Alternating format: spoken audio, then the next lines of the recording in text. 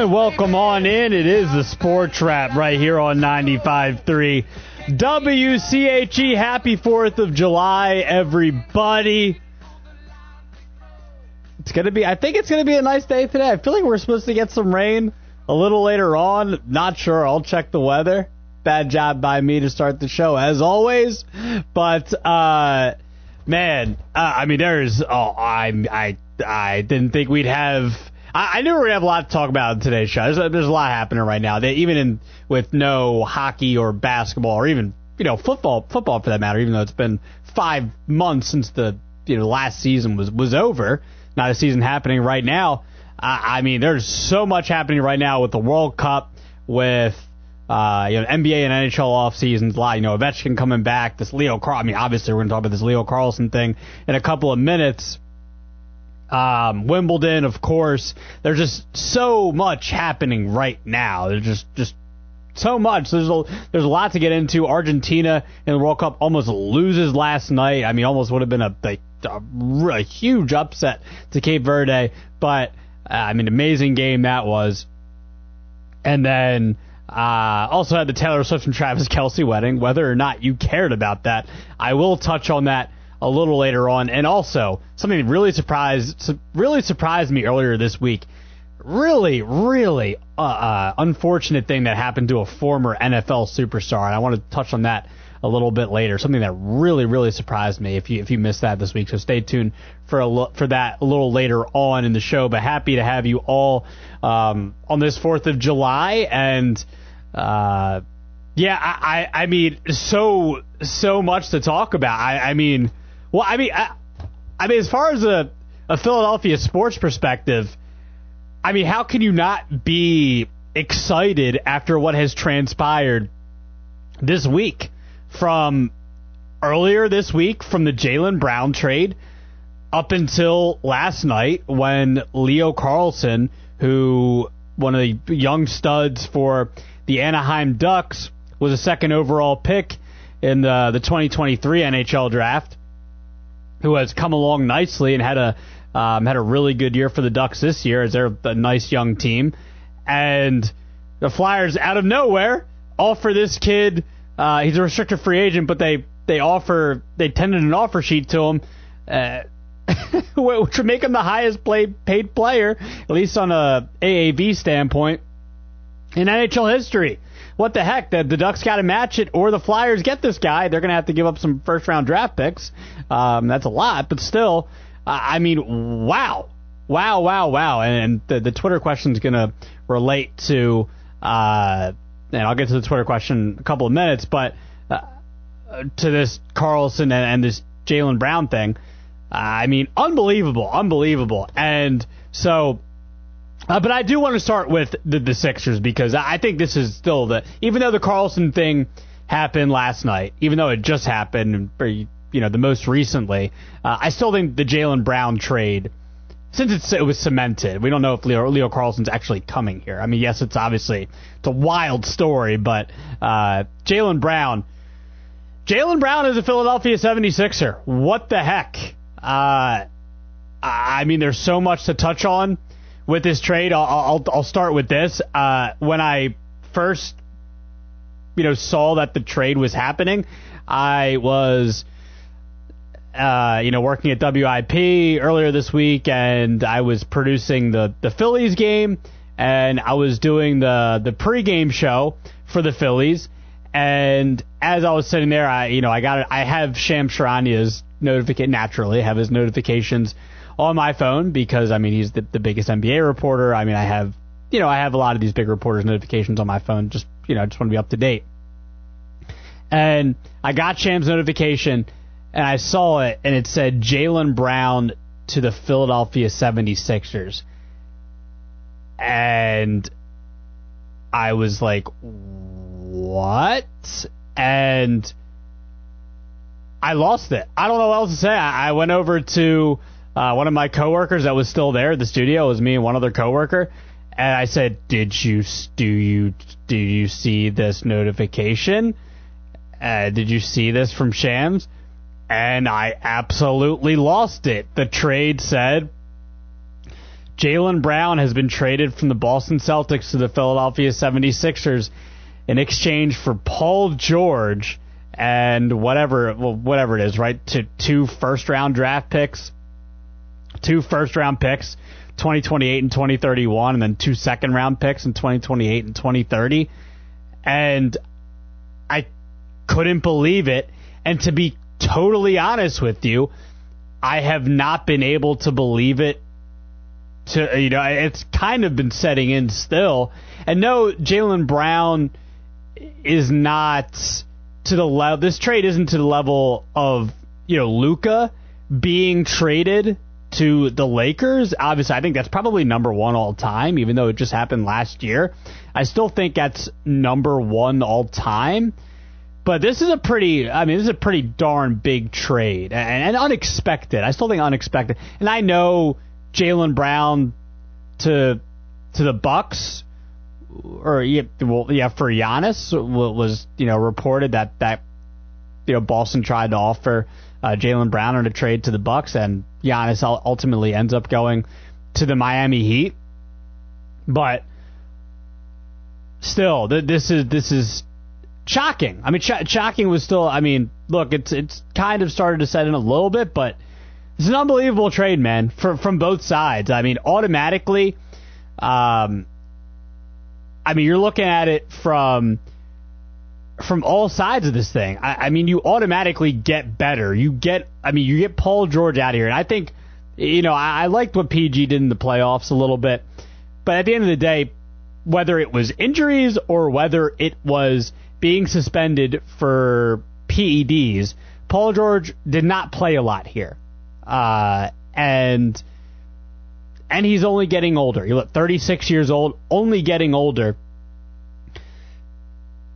Getting Paul George off of his contract, shipping him off somewhere else and getting someone else to pay for this contract, automatically a win, right? Automatically a win. And the draft picks, whatever. It's not like they're going to be, top 3, top 5 picks. Like, they're not going to be the draft picks, whatever.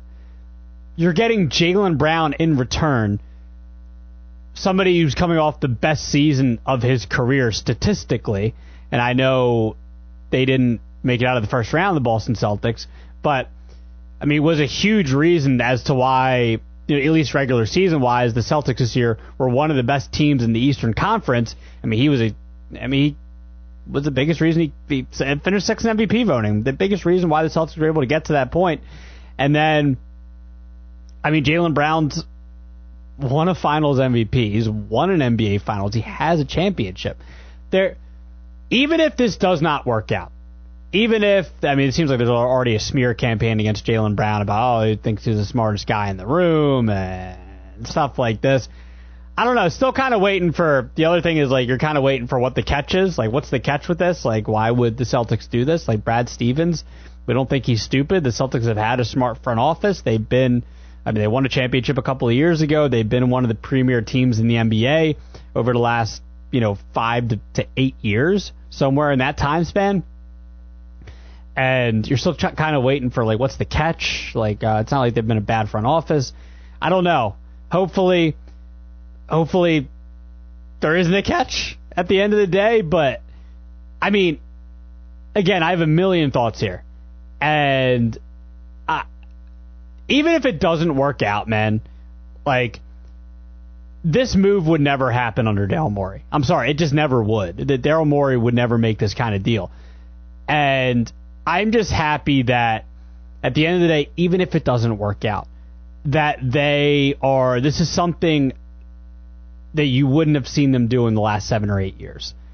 This is something different. There's hope. There's a different kind of hope now. And then you sign Anthony Simons as well, who has in the last 5-6 years has averaged somewhere between almost 18 points a game. And now you might get LeBron. There's a chance that you get LeBron. And does that mean now I'm conflicted with the LeBron thing because I want LeBron, the player, but I just don't. I don't know. I don't know if it would be like a circus here, but I just don't know if I'd want. I don't know. There's something about LeBron's, and I don't even dislike LeBron. I'm not one of those people that dislikes LeBron. I actually feel like indifferent about LeBron. I think LeBron is arguably the greatest of all time, and I think some of the hate is overdone sometimes. I know he has maybe a personality that not everyone loves. I totally get that, but I'm conflicted on LeBron because I think he'd be a perfect fit. I mean, they could use a 4, and now Drummond goes to the Knicks, right? Drummond goes to the Knicks. So after they missed out on, or did not bring Mitchell Robinson back, but that seemed like it was going to happen anyway. But yeah, I'm just a little conflicted on LeBron. I feel like LeBron.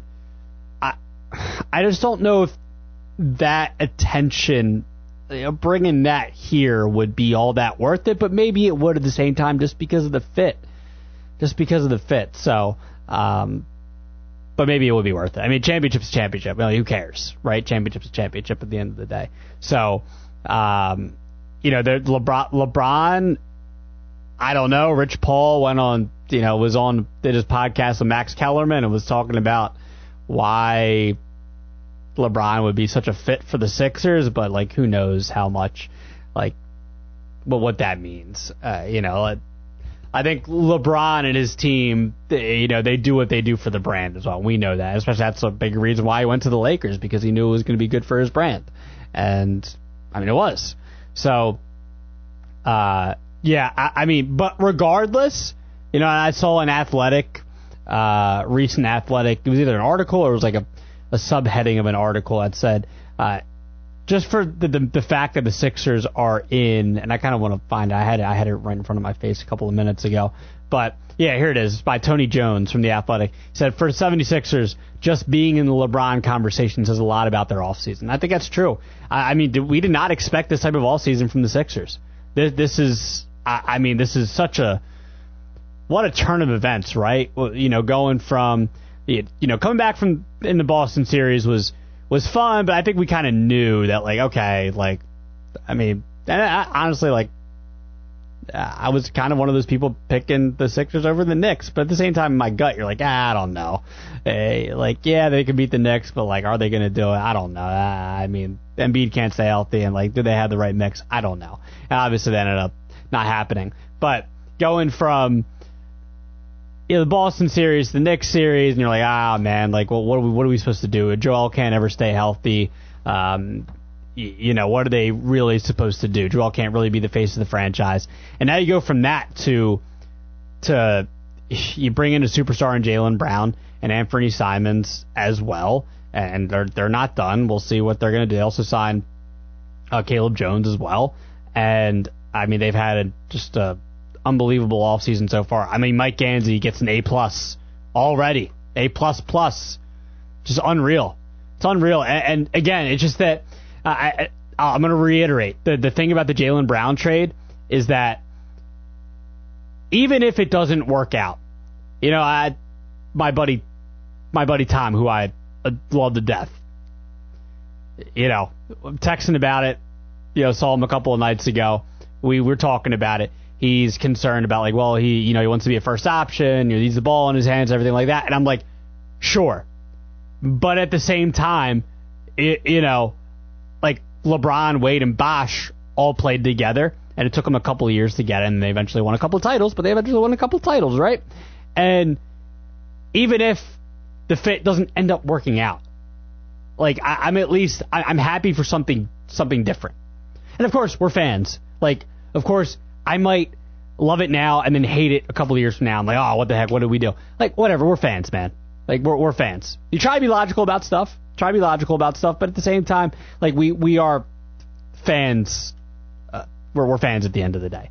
And, I'll go all the way back to Andrew Bynum, 2011, 2012, when we traded for, made the move for Andrew Bynum, and I loved it at first. Oh, boy, I loved it at first. I'm like, oh, man, maybe this Sixers team can actually make some noise. and Bynum never saw the court. We all know how it happened, and we all hate Andrew Bynum now. But you know what?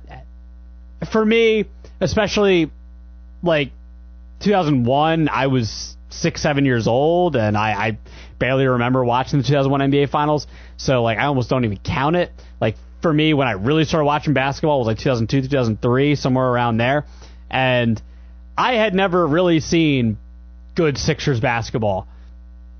And sorry, I'm going off on a tangent now, but I had never really seen good Sixers basketball yet. So when I got to 2012 and we had traded for Bynum, it was like, all right, like let's see if this team can actually make some noise. For the first time in my life, let's see if the Sixers team can actually make some noise.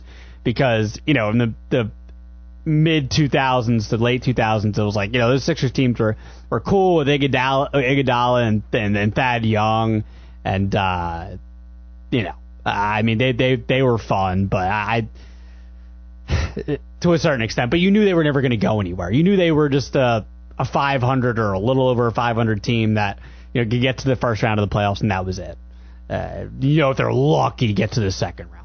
So it was nice to get that Bynum trade and have a different type of hope. And that's kind of how I feel now. That's kind of how I feel now about this Sixers team. Is like, okay, you know what?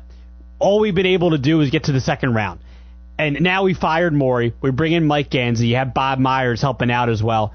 And you make a trade like this for Brown. And I'm like, okay, it's something different.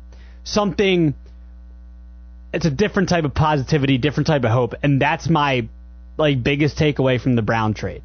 And also, another thing I've been thinking about is first time. This is the first time I've been this excited about the Sixers since we traded for Tobias Harris in 2019. And obviously we traded for Jimmy Butler, a month or two before that.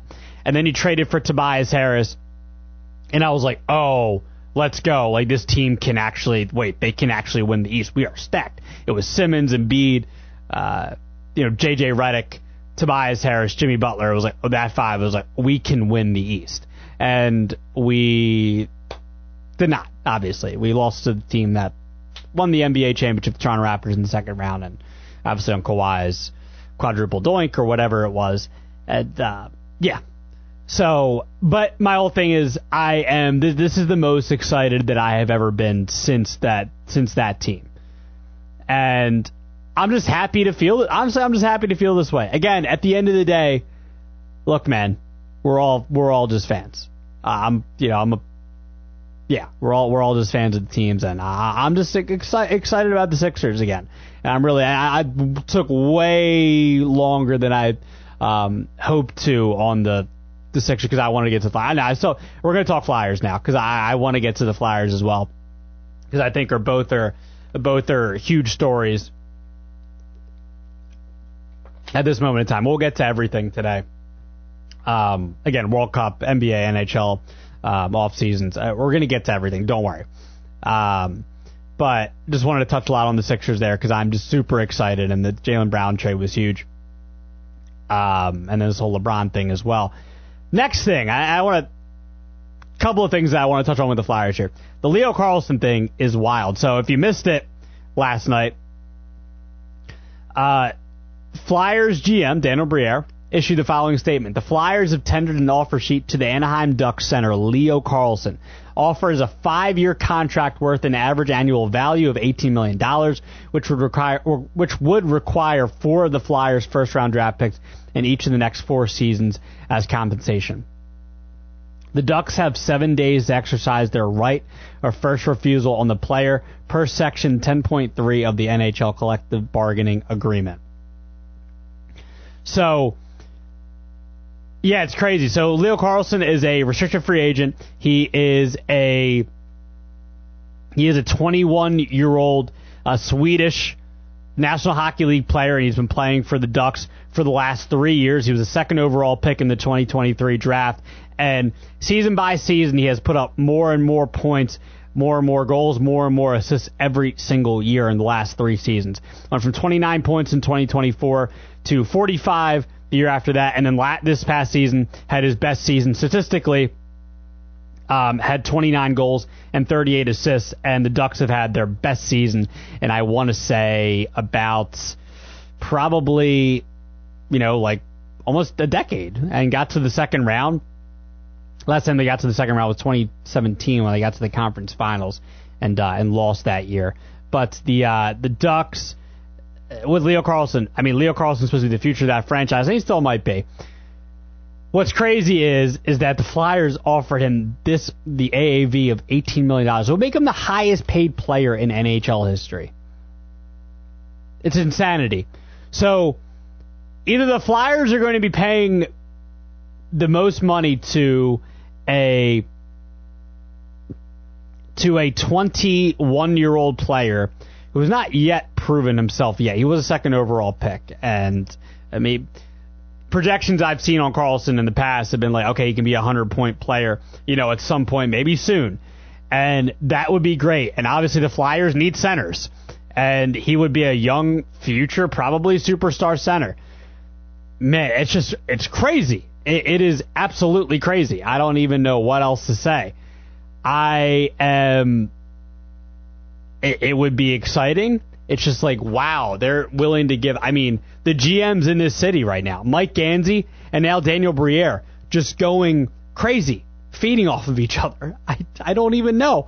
But Leo Carlsson, if the Flyers, part of me would be excited, but part of me will also be skeptical. I'm like, man, are we really going to give this kid the highest? We're going to make him the highest paid player. It's wild. It's insane. Either way, he's going to be the highest paid player in NHL history because the Ducks would have to match this. The Flyers tender this offer sheet to him, and the Ducks have to match this. So, wow. And some are saying this is payback for the Cutter Gauthier thing from a couple of years ago, and that might be. And I don't know. If the Flyers get Leo Carlsson, I don't know what I'd do. I don't know what I'd do. I don't know what I'd do if I'm in the position, the Ducks front office. Like, well, what do you do at this point? We're either going to match it or we're going to let this guy walk. He was supposed to be a part of, the future of this team, which was looking really good, especially this past year, where it would be him, Beckett Seneke, Cutter Gauthier. A part of this. Mason McTavish is no longer there now. But Troy Terry, they have a plethora of young, future players that this team is supposed to be really good going forward. So, wow, just shocking. Really, again, like shocking. And that I'll just go right to the Twitter question then. And you can vote at 95.3 WCHE. What has surprised you more this week? Is it the Jaylen Brown trade or the Leo Carlsson offer sheet? At 95.3 WCHE, what has surprised you more? What surprised you more this week? And now, again, the Carlsson thing more recently, so maybe that needs more time to sink in. But holy crap. Jaylen Brown or the Leo Carlsson offer sheet? What is more? Because I was sitting here thinking, and I sat here and came up with a Twitter question, and I was like, okay, I thought this was a good question, and then I always try to answer it myself, of course, and I just sat here thinking to myself, like, it's a pick'em. It really is a pick'em, though. Like, what? The Jaylen Brown trade is shocking because, like, oh my God, there's so many reasons why it's shocking. Because the Sixers, now while they have a new GM, would never make this type of trade. Again, like the last 7 to 8 years, they would never make this type of trade. And they somehow get the Paul George off the contract. From the Celtics side, it makes no sense. It was just so shocking. And then, at the same time, this Leo Carlsson situation, Leo Carlsson being the highest paid player in NHL history, and the balls from Danny Briere here, it's like, what the heck? So I vote Leo Carlsson, though, just because it's like, wow. This is kind of, both are out of nowhere. Again, both are out of nowhere. I don't even know. It's a pick'em. I said Leo Carlsson just because I don't just because maybe the Jaylen Brown thing of the Giannis trade talks, or the report that he was gonna that he was the Celtics are going to reportedly look to shop him anyway now. So maybe there's a little bit of less shock there, but it's not that much, man, not that much. So I went with Leo Carlsson just because it was more of just out of nowhere. And it was like, wow, what the heck? So I went with Leo Carlsson, but, if you go Jaylen Brown, I don't think I can really argue with you there either. And the last thing, Claude Giroux. I don't think there's nothing concrete on it yet, so I don't really want to say. I mean, I haven't seen anything concrete. According to, so there's two conflicting reports here from David Pagnotta he's the Fourth Period on Twitter. He's a host and analyst at SiriusXM for SiriusXM for the NHL. And then he's also part of the NHL Network. And so it's not like he's not a credentialed reporter. I don't know. Honestly, I've never really seen too much from him in the past. But so he says Claude Giroux was signing with the Flyers. There's nothing concrete there. And on the other side, Bruce Garriott he's a contributor, at least his Twitter says contributor to TSN's Senators broadcast and celebrating over 40 years covering sports in 2025. So he says, don't believe Claude Giroux has made any final decision on where he will play next season. Flyers are in the mix. So there is nothing concrete. I'm seeing a bunch of Twitter accounts say, oh, well, Flyers are coming back, or, Giroux is coming back to the Flyers. There's nothing. I don't see any concrete evidence yet. But I will say this. I don't want Claude Giroux to come back. Not right now. I don't think it makes sense, man. I just don't, even if it's not a lot of money, I don't think he makes sense to put on this team. I want either somebody like Leo Carlsson, or I want players that are younger players that have more upside. At this point, Giroux is 38, and I know he put up 50 points last year, but if you look at his career last 4 seasons, his numbers have gone down and down each year, and it would make sense when you're in your late 30s, your numbers are going to go down and down.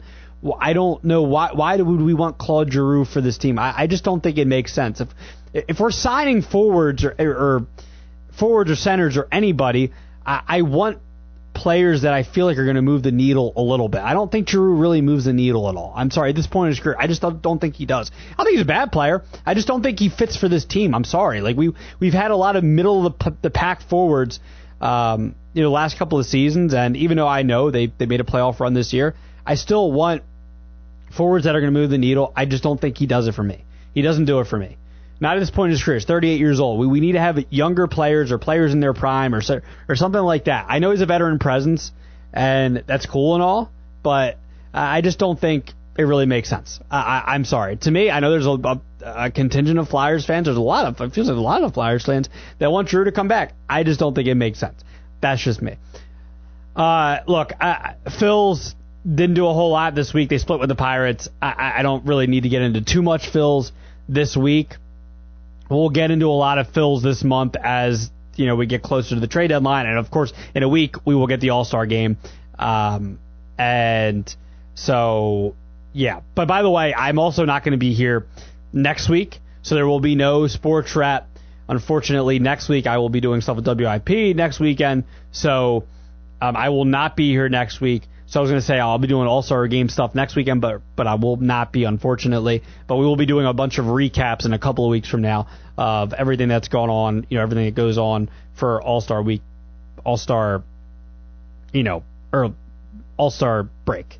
So yeah, that's pretty much it. Philadelphia Sports. I know there's a lot to get to there.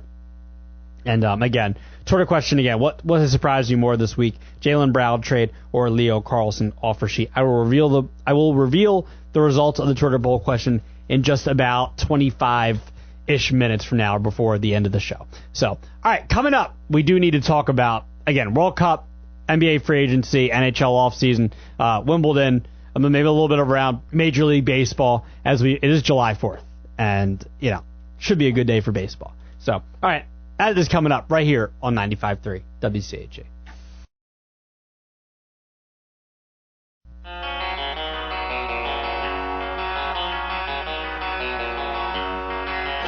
is foaming like a bottle of beer. The wave is coming, but I ain't got no fear. I'm waxing down to that Ogoria flat. I'm waxing down because it's really a flat. I'm going just because I don't like your face. I'm heading out because I hate the rain. Welcome back. It's 95.3 WCHE. The Sports Wrap. Francisco Rojas right here on this 4th of July. And again, a lot happening in the world of sports. Touched on the Sixers and Flyers. Just huge stories this week with Leo Carlson offer sheet and the Jaylen Brown trade. And in the world of national sports as well, I mean, a lot to talk about. Again, World Cup, NBA and NHL off seasons, Wimbledon, and a little bit of around Major League Baseball here. So with the World Cup, I mean, wild game last night, and Argentina beats Cape Verde in extra time 3-2, and Cape Verde was able to tie it up once again, they tied it up in extra time, and Argentina would end up winning this game 3-2, again in extra time, and escape a huge upset. And so Argentina was able to win. Colombia beat Ghana 1-0, and then Egypt beat Australia in penalty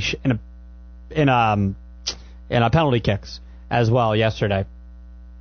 So those are from some of the scores from yesterday, and I mean we got some wild upsets, man. I mean, what the heck? We got Paraguay beating Germany in penalty kicks. Look, my dad's from Paraguay, so look, man, Paraguay's my number 2. U.S. is number 1, but Paraguay's number 2. So Paraguay, they beat Germany. They're going to play tonight. They play France. I mean, that would be wild to beat Germany and France in back-to-back games, especially Paraguay not being like a super big powerhouse. So that would be absolutely wild. So looking out for that.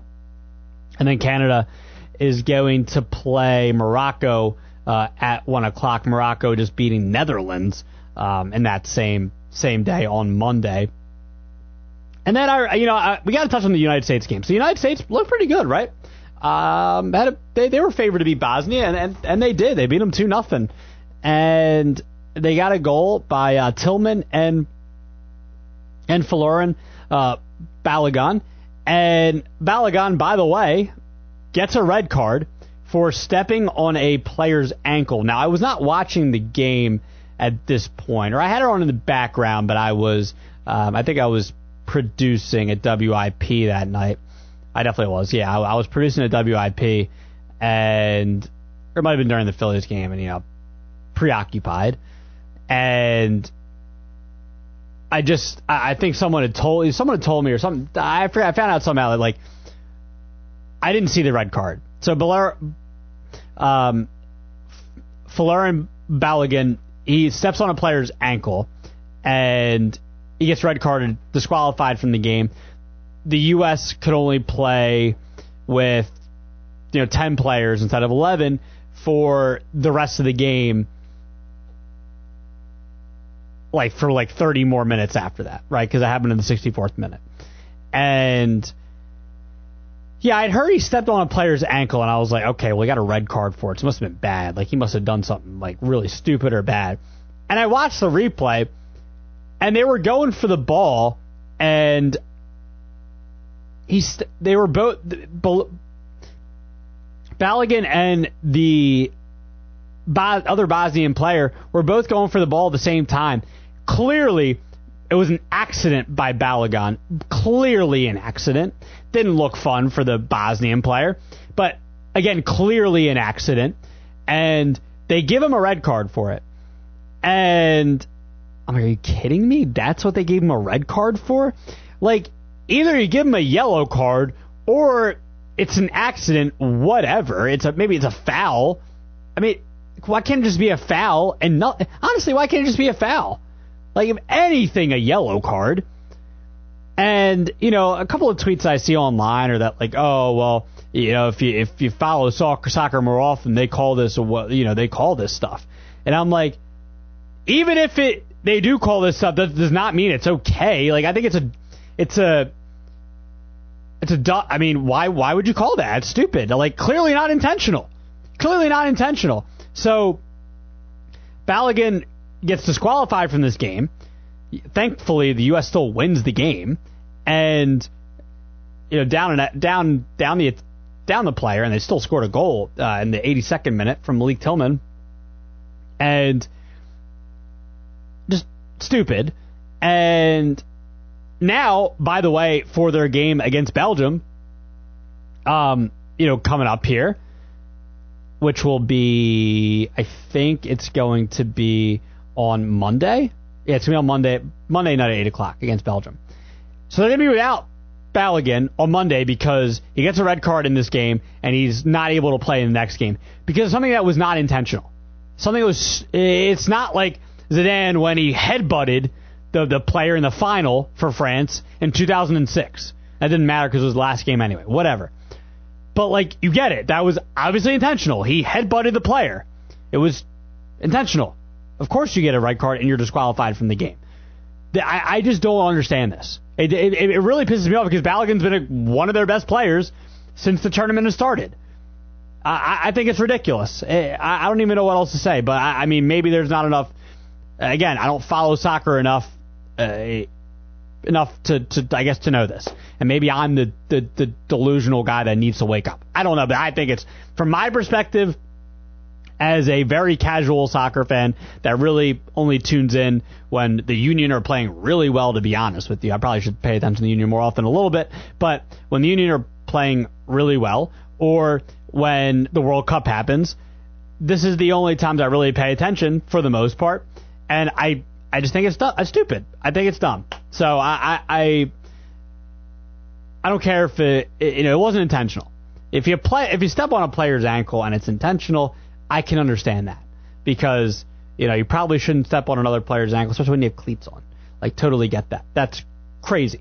So it really ticks me off, and especially because Balogun's been one of their best players. And so I think it's really unfortunate for the U.S. It's really unfortunate that the refs called this, and it stinks that he's not going to be able to play in the next game. And I think that's even, I was talking to my mother about this, actually, that, like, I don't understand that he was disqualified from this game, but okay, at least he'll play in the next. At least they should revoke the fact that he should be able to play, he should be disqualified from the next game. They should look at the replay immediately and say, oh, well, it wasn't intentional. Okay, he at least can play in the next game. He gets a red card, he's out of this game, whatever. He at least plays in the next game. No, he's still disqualifying from the next game. That's stupid. So, just really unfortunate what happens is it's ridiculous. So he is eligible. So Balogun is eligible to return to action if they are able to get to the quarterfinals match, and it's really it's just really unfortunate. It stinks. So it sucks. Yeah, that's a shame. But that's what I got for you on the World Cup. And like I said, again, the matchups today: Canada, Morocco at 1 o'clock, Paraguay versus France at 5 o'clock, and then tomorrow it'll be Brazil versus Norway at 4 o'clock, and then Mexico and England at 8 o'clock. So some good matchups here, man. Good matchups for the World Cup. So looking forward to it. NBA free agency. So we had LaMelo Ball go to Minnesota. We had Giannis go to the Heat. And then obviously there's a bunch of this LeBron speculation. Here's my thing about the LeBron situation. I think, so it seems like the teams that are in the mix are where LeBron probably would, the biggest destinations are probably going to be Cleveland, Miami, or Los blanking on the last one. Cleveland or Golden State. I think it would make sense if this is his last go-round, his swan song, that I think LeBron would go back to Cleveland to finish his career out. Wouldn't that make the most sense? But maybe LeBron's last go-round was for him to go back and, wins the title with the Cavs in 2016 and everything like that. I would say it makes the most sense for him still to go back to Cleveland and finish his career out. But I can also see the whole, the LeBron brand for him to go to Golden State and play with Steph, play with Draymond, and for Anthony Davis to go there as well. That's what some of the rumors have been reported. That makes sense. So I could also see that. I don't know why he would go back to Miami. I guess because of Giannis, obviously. But even then, to play with Giannis, I don't know. He already had his Miami stint in the early 2010s, and I don't know. Maybe for the brand, I think it would look better for LeBron just to leave his time in Miami for the time when it was the Big Three and they won championships there. One of the biggest super teams in sports history, probably. I would say that. So I don't know. I think LeBron, with the most sense it would make for him just to go back to Cleveland and just finish his career out there, and maybe try to help that team get over the hump to a certain extent. So I don't know. But there's a whole Harden dynamic there as well. So yeah, and also Ja Morant was traded to the Portland Trailblazers. So the whole Ja trade. I mean, it was really. I mean, from Ja Morant to go from where he was a couple of years ago, and then last couple of years with the whole gun incidents and on everything like that, and now he gets finally the fallout between him and the team, and now gets traded to Portland. So Ja Morant to the Trailblazers. Lakers also agreed to trade DeAndre Ayton to the Wizards for Jaden Hardy. And so that's some of the latest with NBA free agency. And so, so those are some of the big ones in NBA free agency.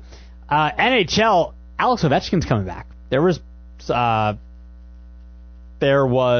speculation that Ovechkin was going to retire, but he doesn't. He comes back to the Caps on a 1-year deal. And, I mean, he's the all-time NHL career leader in goals. And he's coming back to the Caps on a 1-year deal worth an AAV of $4.25 million. So there was that.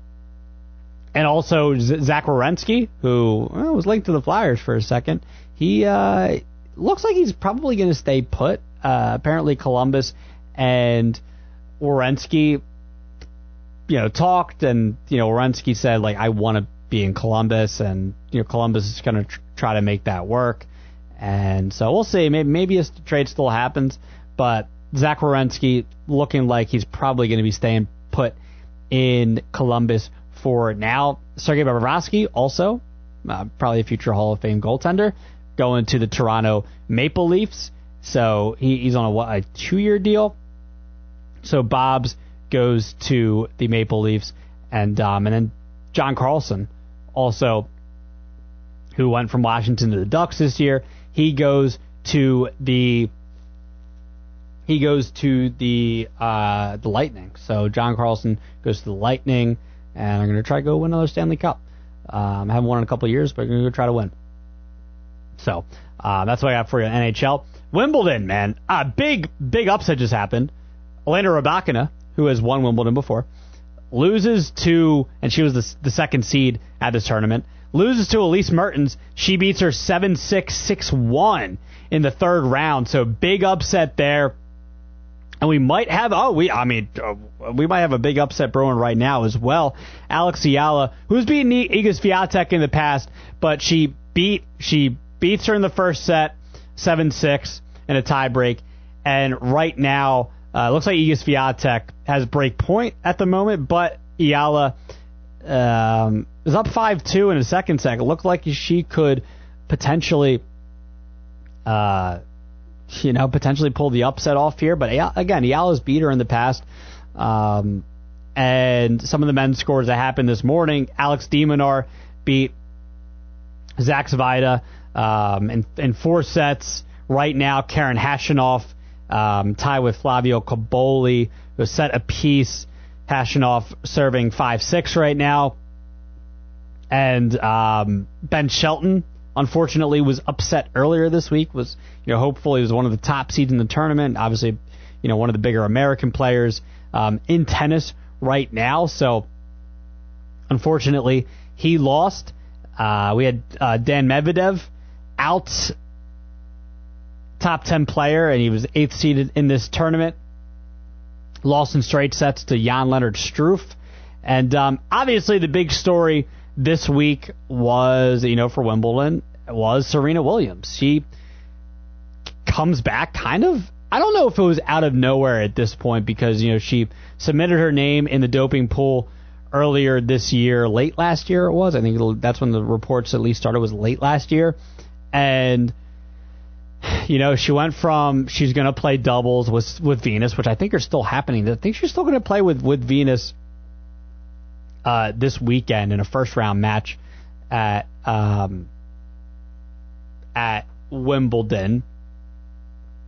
But, but it's weird. I didn't think they could play that. They played this late into the tournament, or at least when the round 1 starts. But Serena, she loses to Maya Joint, Maya Joint played a really good match. She's a solid player, it looks like. And I thought Serena, and she lost in 3 sets. She was able to come back and win that second set. I thought she looked pretty solid. Maybe if she had played, I think she played some tune-up tournaments, singles, or maybe played earlier this year, that she would have obviously would have a better chance of winning the match, but she didn't. And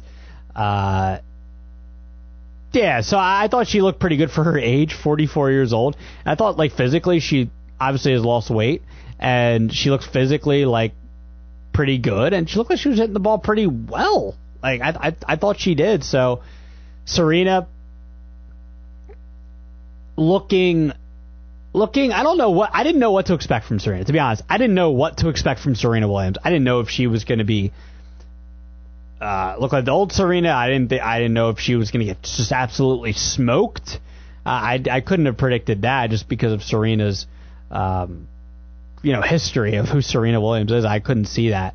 And I thought she just looked pretty solid. I thought she looked solid, and we'll see what she does going forward. I don't know how much singles she's going to play. I don't know, maybe she's going to play tune-up tournaments for the U.S. Open. I don't know. I don't know. It was kind of a... Yeah, I'm not sure, but she's going to play doubles with Serena, with Venus, and there was questions about her playing even doubles now, because apparently she suffered an knee injury against Maya Joint, but so it looks like she's healthy enough to play doubles with Venus now. So, and around Major League Baseball, real quick, so just some of the matchups to look forward to. Now, so Pittsburgh and Washington are actually playing right now. Well, they're going to start soon at 11. That's an early matchup. Some of the matchups that we do have today to look forward to. So there's not a lot of why are there not enough afternoon games on July 4th? Why are there not? There's 135, 405, 410, and that's it. So why are we not having more of these? It's all a whole bunch of night games. The Phils are playing, by the way. The Phils are playing the Royals tonight. And, you're not getting a lot of, okay, you are getting a couple of marquee matchups. You're getting San Diego and L.A. a little later at 10:10. And then you get the Mets and Braves and the Cardinals and Cubs. Those are, okay, there's some marquee matchups here, but there's not enough. We need more rivalries here. On July 4th, come on, man. Let's try something here. But not a lot of matchups. But I do want to come back and do a little more on the other side. I want to talk about... I want to do results of the Twitter poll question and a couple other things. Taylor Swift and Travis Kelce wedding. And, a few more things to wrap up the show. So that's coming up right here on 95.3 WCHA.